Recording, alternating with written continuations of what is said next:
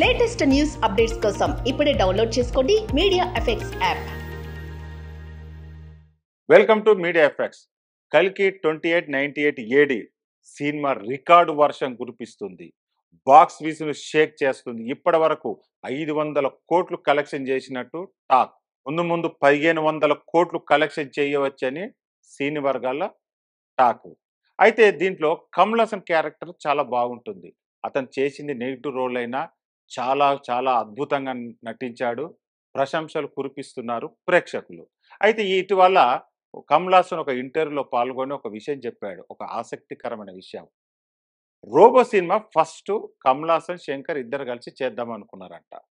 కాకపోతే అప్పుడున్న రెమ్యునేషన్స్ కావచ్చు, బడ్జెట్ కావచ్చు సపోర్ట్ చేయలేదంట. చేయలేక డ్రాప్ అయిపోయాడు. ఆ మూవీ రజనీకాంత్ దగ్గరికి వెళ్ళింది. ఇద్దరు కలిసి తీశారు. దాదాపు 100 కోట్లు కలెక్షన్ అనుకున్నారు. కాకపోతే రికార్డ్ లెవెల్లో 300 కోట్లు కలెక్షన్ చేసింది. అద్భుతమైన సినిమా అది.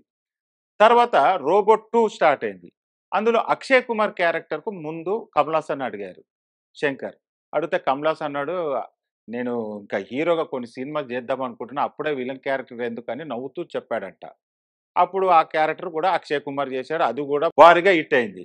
అయితే ఫస్ట్ వీళ్ళు అనుకున్నట్టుగానే రోబో సినిమా కమల్ హాసన్, ప్రీత్ జింటా కలిసి చేద్దాం అనుకున్నారంట.